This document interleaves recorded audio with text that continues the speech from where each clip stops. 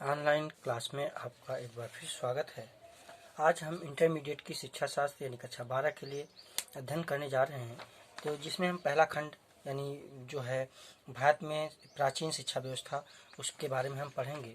इसमें सबसे पहले हम आपको पढ़ाएंगे कि वैदिक काल और बौद्ध काल, मध्यकाल, ब्रिटिश काल और स्वतंत्रता के प्राप्ति के समय या स्वतंत्रता के बाद हमारे यहाँ किस प्रकार की शिक्षा व्यवस्था रही है।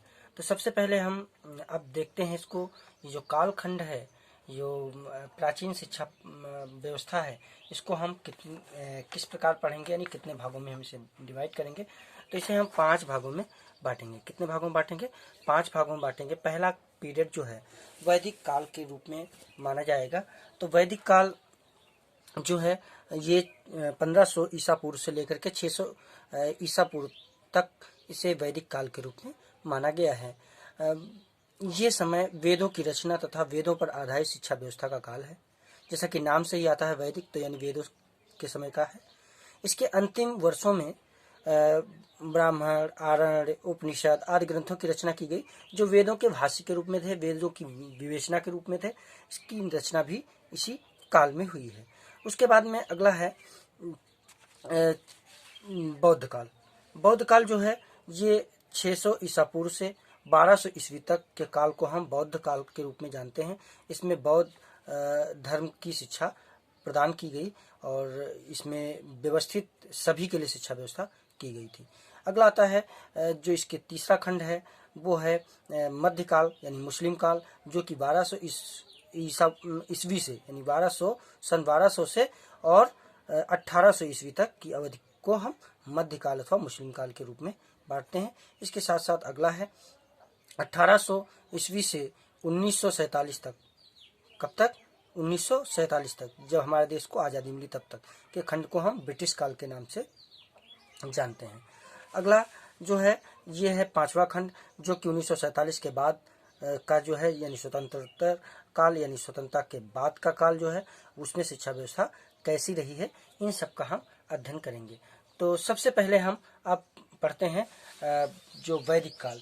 तो वैदिक काल में शिक्षा व्यवस्था कैसी थी, शिक्षा के उद्देश्य क्या थे, किस प्रकार शिक्षा को आगे बढ़ाया जाता था।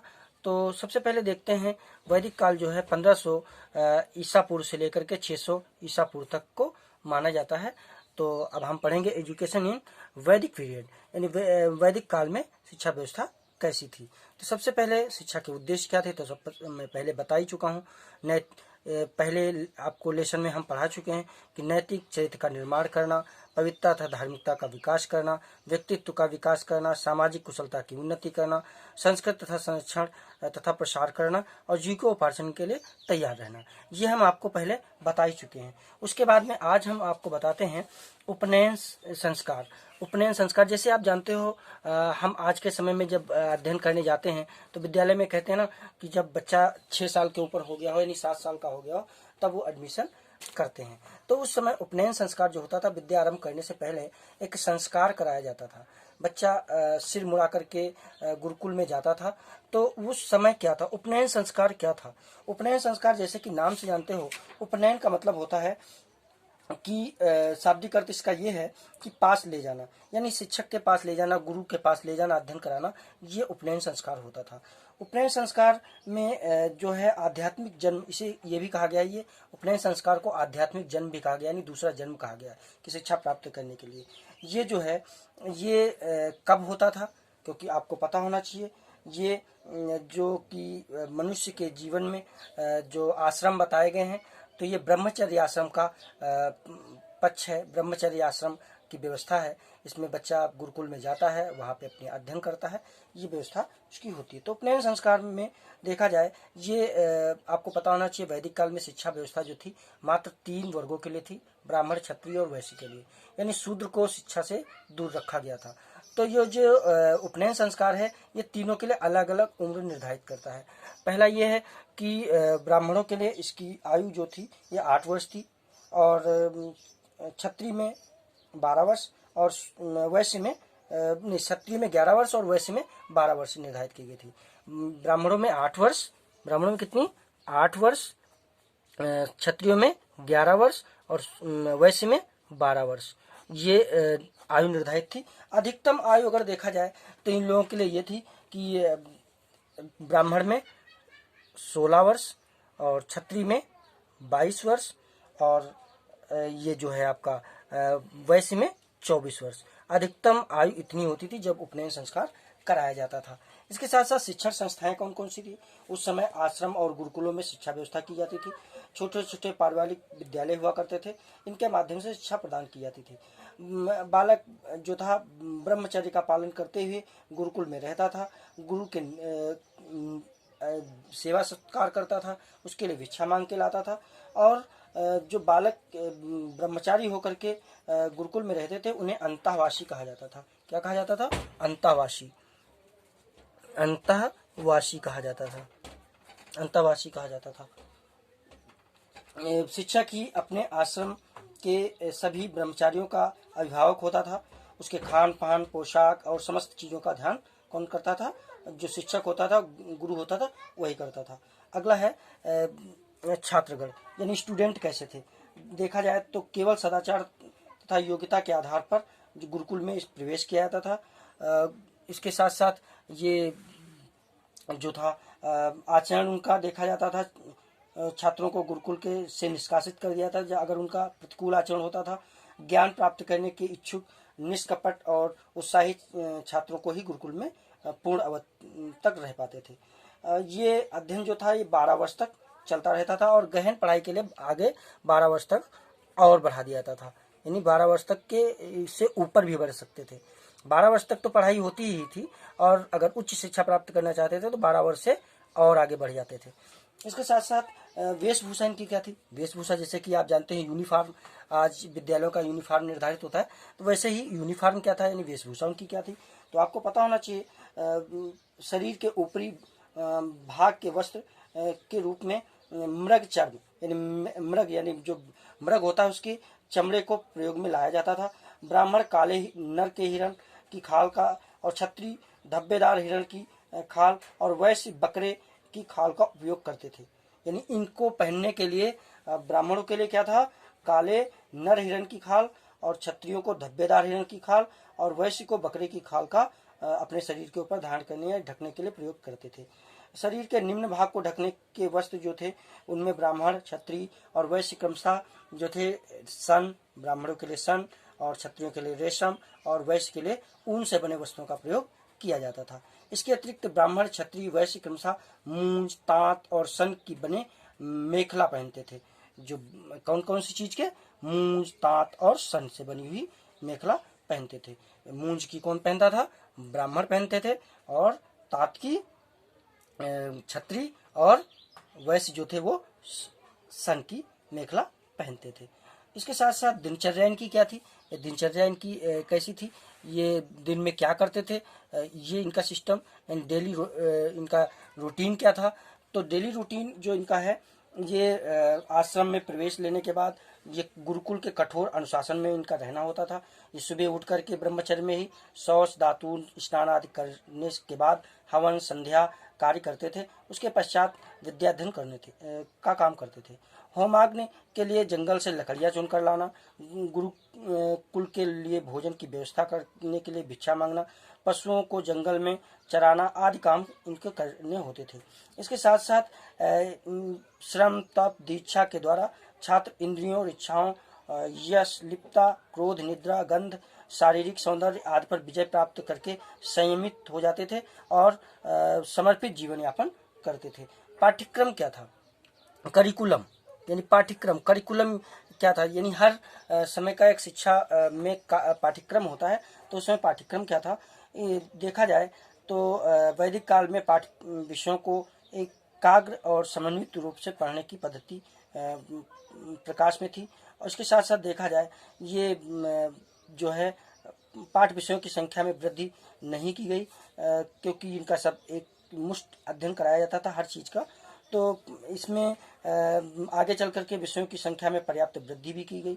परा विद्या के अंतर्गत वेद आदि सारी चीजें कराई जाती थी और अपरा के अंतर्गत सांसारिक चीजों के बारे में अध्ययन कराया जाता था, जिसमें इतिहास, ज्योतिष, गणित, जीव विज्ञान, वनस्पति विज्ञान, भूगर्भ विज्ञान आदि विषयों के बारे में अध्ययन किया जाता था। इसके साथ साथ शिक्षा का माध्यम क्या था? आपको पता होना चाहिए, वैदिक काल में शिक्षा का माध्यम संस्कृत था। संस्कृत जो था, ये संस्कृत भाषा के माध्यम से जो वैदिक काल में शिक्षा प्रदान की जाती थी। शिक्षण विधि क्या थी? आपको पता होना चाहिए। आज शिक्षण विधि जो है, अध्यापक के सामने छात्र बैठता है और वो श्यामपट्ट पर लिखता है इस तरीके से, या बोल करके और लिखा करके अध्ययन कराता है। लेकिन उस समय की शिक्षा विधि जो थी वो केवल उपदेशात्मक थी। कौन सी थी?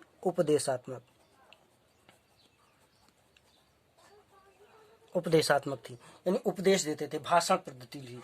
ठीक है। परीक्षा प्रणाली, उस समय परीक्षा प्रणाली कैसी थी? परीक्षा प्रणाली, वैदिक काल में कोई लिखित व्यवस्था थी नहीं जो लिख करके बोर्ड परीक्षा की तरह एग्जाम दिया जाए। लेकिन उस समय अध्यापक छात्रों की कमियों और त्रुटियों को इंगित करता था, छात्र अपनी कमियों को दूर करता था। जब तक संतुष्ट अध्यापक नहीं होता था तब तक ये प्रक्रिया चलती रहती थी, पाठ आगे शुरू नहीं किया जाता था। प्रतिदिन का ज्ञान परीक्षण छात्रों को अध्ययन के प्रति सजग करता था। जब अध्यापक ये समझ आता था कि छात्र ने आवश्यक ज्ञान प्राप्त कर लिया है तो आगे उसे बढ़ाया जाता था। इसके साथ साथ उसे राज दरबार में अथवा विद्वानों के समक्ष अपने ज्ञान को प्रमाणिकता प्रदान करनी पड़ती थी। जैसे देखते हो वाद विवाद प्रतियोगिता होती ना, वैसे किया जाता था, जिसमें उसको अपनी विद्या का प्रदर्शन करना पड़ता था। अगला है गुरु शिष्य संबंध। वैदिक काल में गुरु शिष्य संबंध जो थे बहुत ही मधुर थे। इनके बीच आध्यात्मिक संबंध था। गुरु शिष्य पिता पुत्र के समान संबंध रखते थे। गुरु जो था बच्चे का माता पिता के समान पालन पोषण और दुलार भी किया करता था। उसके बाद में अगला आता है, इस वैदिक काल में ही हम पढ़ते हैं नारी शिक्षा, वुमेन एजुकेशन। नारी शिक्षा क्या है? नारी शिक्षा वेदों में स्त्री जाति को पुरुष की जाति का पूरक माना गया है। स्त्री को अर्धांगिनी के नाम से भी स्वीकार किया गया है।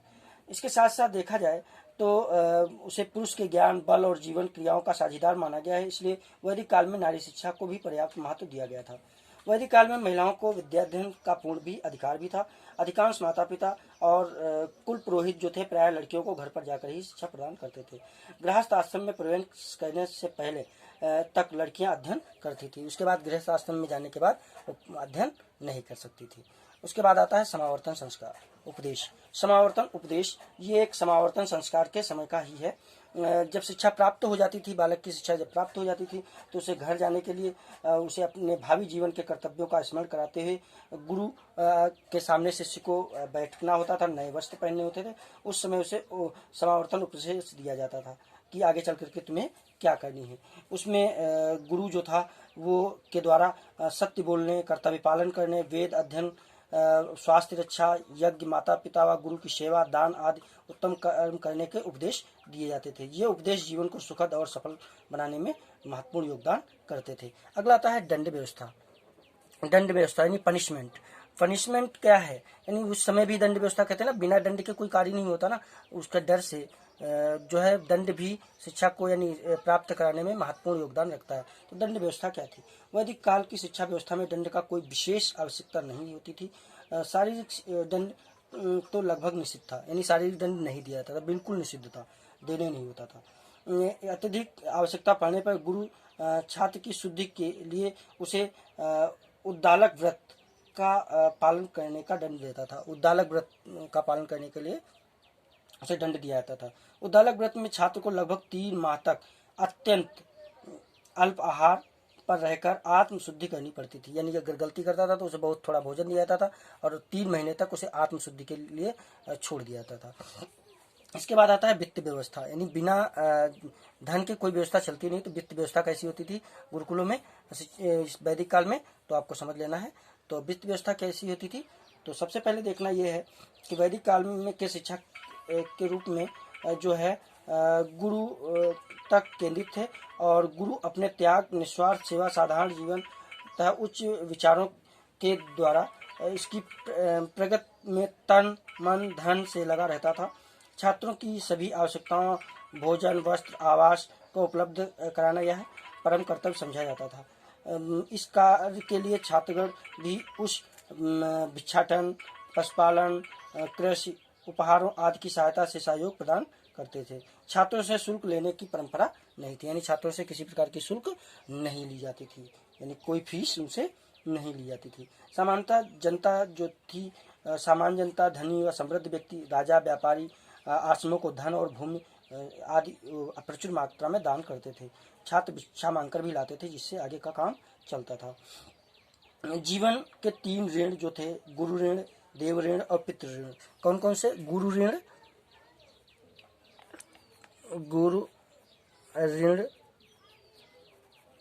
पितृ ऋण और देव ऋण। ये जो थे तीनों, गुरु ऋण, पितृ ऋण और देव ऋण। ब्रह्मचर्य, यज्ञ या संतानोत्पत्ति द्वारा जो है उद्दृढ़ होने का प्रयास किया जाता था। वैदिक काल की शिक्षा प्रणाली चैत्य निर्माण, व्यक्तित्व विकास और संस्कार डालने, सत्य की खोज और सामाजिक कुशलता तथा सांसारिक वैभव की प्राप्ति के उद्देश्य में पूर्ण सफल रही। इस शिक्षा के उद्देश्य अनुशासन, गुरु छात्र संबंध, सतत मूल्यांकन और समावर्तन उपदेश आदि आज के युग में भी अपनी महत्वपूर्ण भूमिका अदा कर रहे हैं। इसके साथ साथ इसमें बताया गया है कि वैदिक काल में कमियां क्या रही हैं, तो इसको हम अगले पीरियड में पढ़ाएंगे, वैदिक काल की क्या कमियां रही हैं। ठीक है, आज हम इतना ही पढ़ाएंगे, आगे फिर हम और पढ़ाते रहेंगे।